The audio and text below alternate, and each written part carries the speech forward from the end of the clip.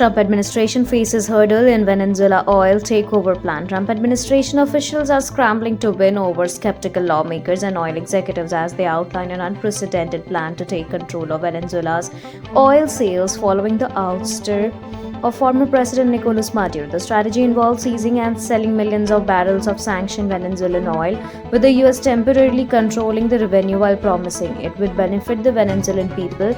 Led by Energy Secretary Wright and Secretary of State Marco Rubio, the plan aims to stabilize the country, cut off rivals like Russia and China, and attract US firms to rebuild Venezuela's collapsed energy sector. Trump's East Wing ballroom plan sparks controversy but promises a long-term fix. President Donald Trump's proposed 90,000 square foot East Wing ballroom has ignited intense controversy even as it aims to solve a decades-old White House problem, the lack of a permanent indoor space for large state events. The project, now seeking initial interview and review for the National Capital Planning Commission, would replace costly temporary tents used by gathering exceeding the East Room's 200% capacity. While the White House argues the ballroom will preserve historic grounds and improve security, critiques warn the approval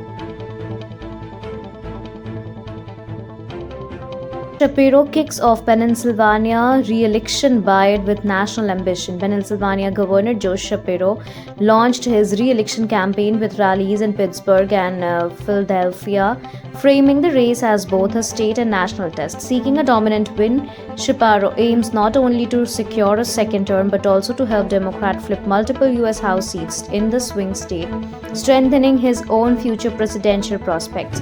He is highlighting his record on crisis management, education, public safety, abortion right, tax cuts, and election protection, while projecting strength with $30 million raised and strong approval ratings.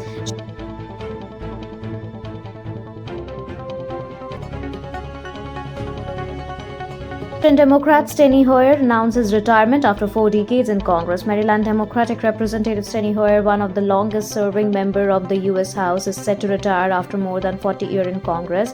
The 86-year-old lawmaker said he made the decision with his family, explaining that he did not want to outstay his ability to serve effectively. A former House Majority Leader, Hoyer said he still loves the institution but expressed concern over the increasingly confrontational nature of American politics, placing significant blame on President Donald Trump.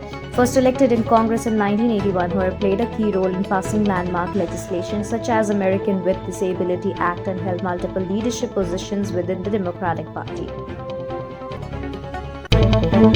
Former aide challenges veteran D.C. Delegate Eleanor Holmes Norton. A longtime aide to Washington, D.C. Delegate Eleanor Holmes Norton has launched a bid for her non-voting congressional seat, signaling a major challenge to the 88-year-old lawmaker amid growing concerns about her age and visibility. Trent Holbrook, Norton's former senior legislative counsel, says his campaign reflects a new phase in D.C.'s push for statehood and home rule, not a personal contest against Norton.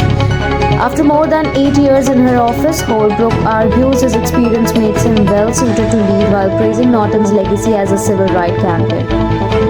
Norton, who has represented D.C. since 1991, has recently faced calls from allies to step aside, including a public appeal from former DNC chair Donna Brazil. Thank you so much for watching this video. Don't forget to like, comment, share, and subscribe.